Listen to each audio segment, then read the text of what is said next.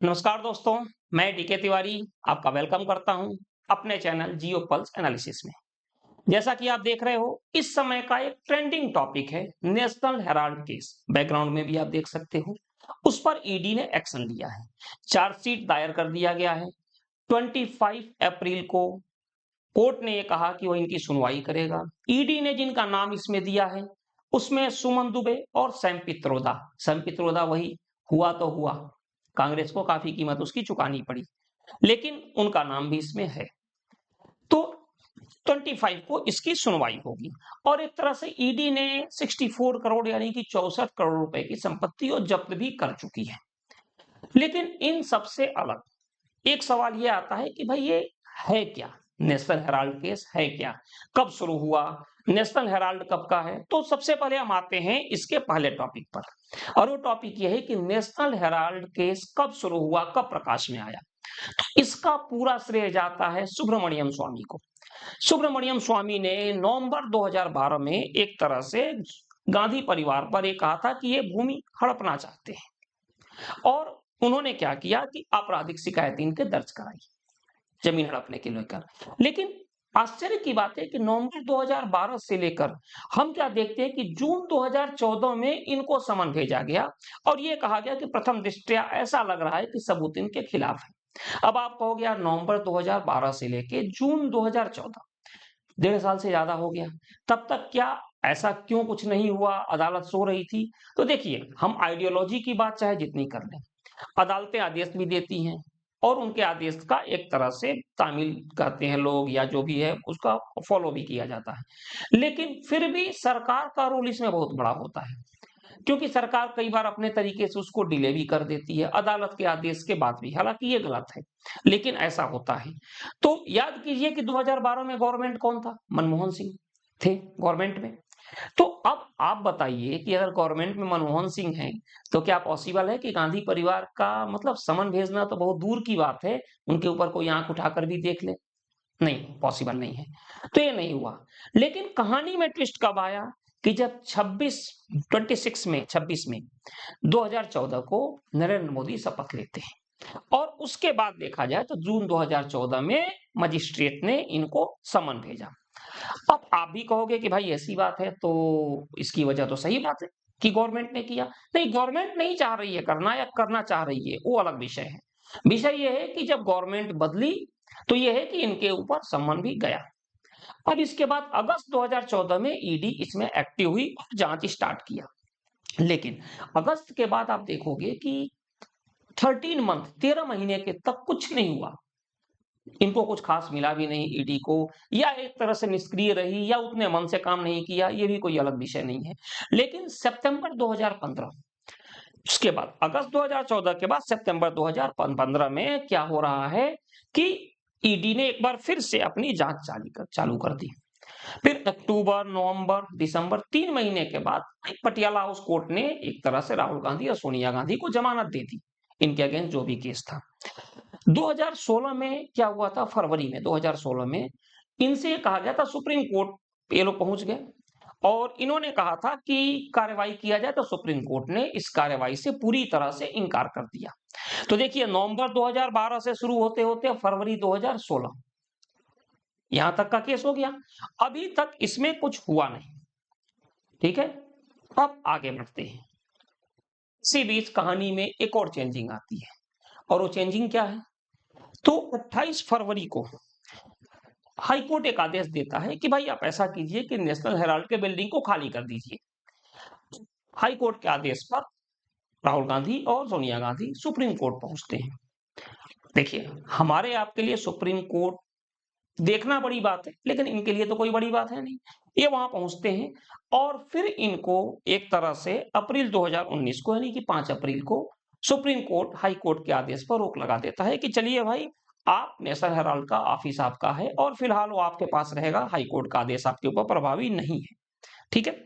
इसके बाद मई 2020 में एक बिल्डिंग है, मतलब 9 मंजिला बिल्डिंग है, जिसकी कीमत 16.5 करोड़ के आसपास बताती जा रही है। एक तरह से ईडी ने, चूंकि वो एसोसिएटेड जर्नल्स लिमिटेड का है, एजेएल हम यूज करेंगे इसके लिए, एजेएल का जो है उसको ईडी ने कुर्क कर दिया। कुर्की आप जानते हो, मनी लॉन्ड्रिंग वाले केस में।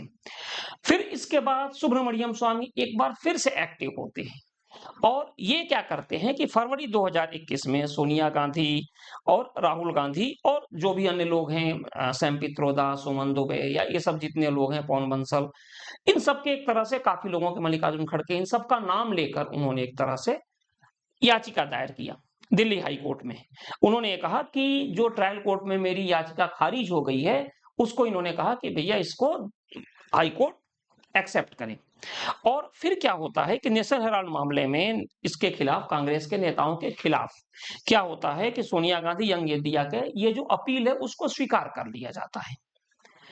अब देखिए, अब क्या होता है कि अप्रैल 2022, देखिए डेट आगे बढ़ता जा रहा है, अप्रैल 2022 में मल्लिकार्जुन खड़गे को मनी लॉन्ड्रिंग के केस में ईडी बुलाती है। ईडी सम्मन जारी करती है, आपने देखा है, केजरीवाल जी को ही बुलाई थी, इतनी बार पहले जा नहीं रहे थे तो, लेकिन ये गए, मल्लिकार्जुन खड़गे गए।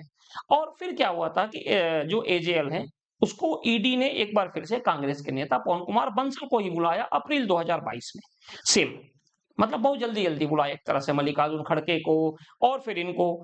अब क्या हुआ था, जून 2022 में सोनिया गांधी और राहुल गांधी को ही बुलाया गया कि भाई आप भी आओ यहाँ पे। हालांकि जैसा कि आप जानते हो, राहुल गांधी हो गए, सोनिया गांधी हो गए, एक्चुअली क्या कहना है नहीं पता, लेकिन काफी हद तक ये लोग मानते हैं कि भाई ये शाही परिवार है, लेकिन ये लोग फिर भी गए। फिर उसके बाद डीके शिव कुमार को ही बुलाया गया, कर्नाटका के हैं, ये भी कहा जाता है कि बहुत अच्छे मैनेजर हैं, सब कुछ मैनेज कर देते हैं और मतलब अच्छी पैठ है इनकी, हर पार्टी में है ये। तो फिर वो भी मतलब वहां पर पेश हुए। देखिए लंबी लिस्ट है, आती जा रही है। उसके बाद जो हमारे तेलंगाना प्रदेश कांग्रेस कमेटी के अंजन कुमार यादव, इनको भी ईडी ने बुलाया। इसके बाद से ईडी ने नेशनल हेराल्ड वाले केस में नवंबर 2023 को एक बहुत बड़ी कार्रवाई की और उसमें क्या किया कि आदेश दिया 752 करोड़ की प्रॉपर्टी का। देखिए चीजें यहां से चेंज हुई, अब तक तो कोई दिक्कत नहीं थी। उसके बाद prevention of money laundering act ये होता है, उसमें इस संपत्ति को जब्त करने का फैसला किया गया और ये माना गया कि इस एक्ट के से सारी चीजें ठीक है, कोई बात नहीं है, आप इसे जब्त करके रख सकते हो। बात आती है जुलाई 2024 को, तो ईडी ने स्वामी को, राहुल जी को और सोनिया जी को, सुब्रमण्यम स्वामी जी हैं, इनसे कह रही है कि भाई आप अपना जो कुछ भी है वो रिटर्न में दाखिल करो, ठीक है। और एक तरह से इनकी सब संपत्तियों पर मतलब कब्जा करना ईडी ने चालू कर दिया। अब ये तो भाई है ही कि समस्या तो होगी, हमारी संपत्ति पर भी कोई कब्जा करे। ये बात अलग है कि हमने कैसे अर्जित किया है, लेकिन भाई अगर हमने अर्जित किया तो हम तो यही चाहेंगे कि उस पर कब्जा न किया जाए, फिर तो न्याय की बात है। अगर हमने गलत तरीके से कब्जा किया है तो गवर्नमेंट उसके अगेंस्ट एक्शन लेगी, अगर हम सही हैं तो फिर गवर्नमेंट कैसे एक्शन ले सकती है, लेकिन ये सारी चीजें कोर्ट ही डिसाइड करता है। और 15 अप्रैल को एक तरह से फाइनली राव रेवेन्यू कोर्ट ने इस तरह से प्रोसिक्यूशन कंप्लेन इसमें दाखिल किया। बाकी यह मामला 25 तारीख को है। लेकिन अब सवाल ये आता है कि नेशनल हेराल्ड है क्या? तो थोड़ा सा हम नेशनल हेराल्ड के बारे में समझते हैं कि नेशनल हेराल्ड है क्या। नेशनल हेराल्ड की हिस्ट्री क्या है, अब हम यहाँ पे आते हैं। तो 1937 की बात है, नेहरू जी को ये लगा कि यार अकेले अंग्रेजों से अनशन करके और इस तरह से धरना देकर जीतने से अच्छा है कि हम एक काम करते हैं, एक पेपर चालू करते हैं। एसोसिएट जर्नल लिमिटेड जो थी उसने नेशनल हेराल्ड को प्रकाशन करती थी, तो उसमें दो और पेपर का प्रकाशन शुरू हुआ, कौमी आवाज जो कि उर्दू पेपर था और नवजीवन जो कि हिंदी पेपर था। बैलेंस कांग्रेस की आदत रही है, एक उर्दू और एक हिंदी। और लेकिन जब ये चलना शुरू हुआ तो ये हुआ था कि आजादी में कितना योगदान मिल रहा है इससे नहीं पता, लेकिन नेहरू जी की छवि को तो सुधार ही रही थी, ऐसा कहा जाता है। लेकिन अब हुआ क्या, अंग्रेजों ने कहा कि यार इसको हटाओ, ये बंद करो, और अंग्रेजों ने इसको बंद कर दिया। लेकिन 1945 में, अपने आजादी से 2 साल पहले, एक बार फिर से इसको शुरू किया गया। उस समय तक सही बात है नेहरू जी काफी प्रभावी हो चुके थे, कांग्रेस का एक तरह से दखल भी हो गया था, अंग्रेज एक तरह से ये मान रहे थे कि चलो भाई अब सत्ता इनको सौंपनी है वापस। और कुछ रिकॉर्ड जैसे कि हम लोग सुधांशु त्रिवेदी जी को सुनते हैं, तो आजादी से पहले ही नेहरू जी को प्राइम मिनिस्टर बनाया गया था। वो सही है गलत है वो आप कमेंट्स में देखिए। लेकिन ऐसा कहा जाता है। खैर, 1956 में इस कंपनी ने एक बार अपने आप को गैर व्यावसायिक घोषित किया और ये कहा कि ये प्रॉफिट वाली कंपनी नहीं है। और खैर उस समय जितने भी पेपर्स होते थे प्रॉफिट के काम नहीं होते थे। आज का मीडिया, प्रिंट मीडिया काफी प्रॉफिट का काम है।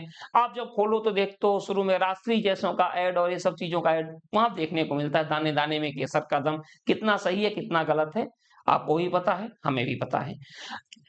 भाई कहा भी जाता है कि आज की डेट में सिंपल है, जो छप गया वो विज्ञापन, जो नहीं छपा वो खबर। तो खबर आजकल तो होती नहीं है, विज्ञापन ही विज्ञापन होता है।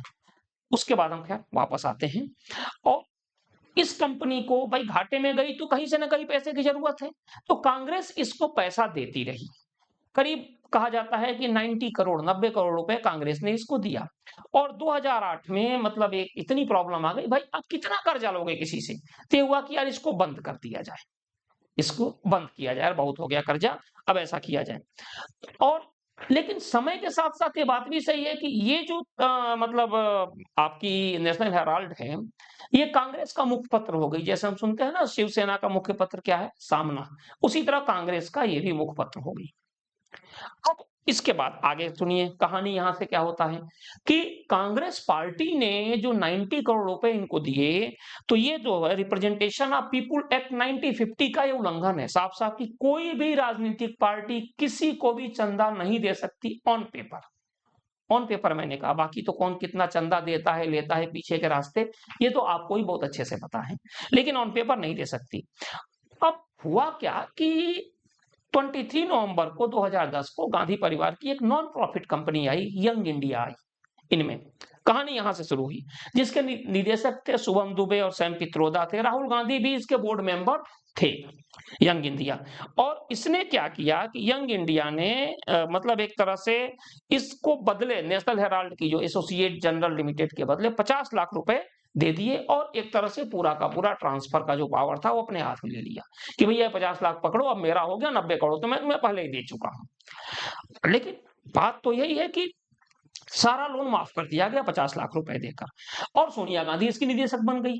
अब जब 50 लाख दे के बना गया यंग इंडिया का, तब अब निदेशक कौन बन गया, सोनिया गांधी। अच्छा एक चीज और सबसे इंटरेस्टिंग इसमें है कि जब ये कंपनी नेशनल हेराल्ड बनी उस समय इसमें 5000 शेयर होल्डर थे और टाइम निकलते के साथ साथ 1057 मतलब शेयर होल्डर बने। इसमें मद्रास के जो अपने high court justice Markandey Katju भी थे और भी शशि भूषण के पिताजी भी थे। उन्होंने तो ये भी कहा था कि मेरे पास इसके 300 शेयर भी इन्होंने लिया है। हालांकि पहले शेयर लेने में कितनी दिक्कत होती थी, आज का तो है नहीं कि डेटा में सब कुछ है। पहले कई लोग शेयर लेके बैठ जाते थे और फिर वो कहां जाता था शेयर, किसी को भी नहीं पता। तो ये सारी प्रॉब्लम्स आई। मोतीलाल वोरा भी थे जो अब इस दुनिया में नहीं है। अब इन लोगों के जाने के बाद केवल बस 1057 शेयर ही रह गए और वो भी हमें लगता है कि डमी ही होंगे।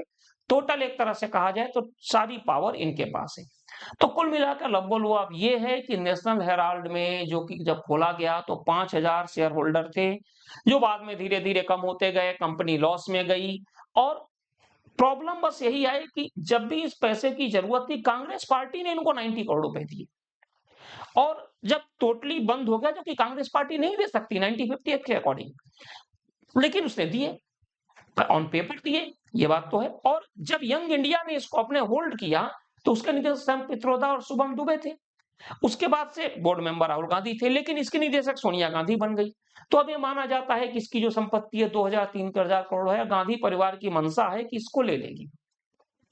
अब मल्लिकार्जुन खड़गे विपक्ष तो कहता ही है कि हमारे पर आरोप लग रहे हैं, सरकार कहती है कि सरकार चाहती है कि विपक्ष न रहे।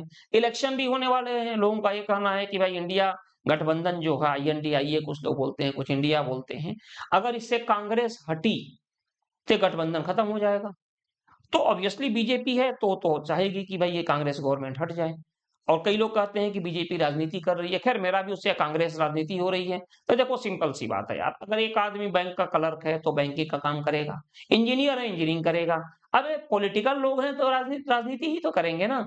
तो बात यही है। और दूसरी चीज ये भी है कि अब इसमें कोर्ट का रुख क्या होगा 25 नवंबर को। कांग्रेस अपने आप को विक्टिम की तरह पेश कर रही है और क्या कर रही है ये देखने वाली बात होगी।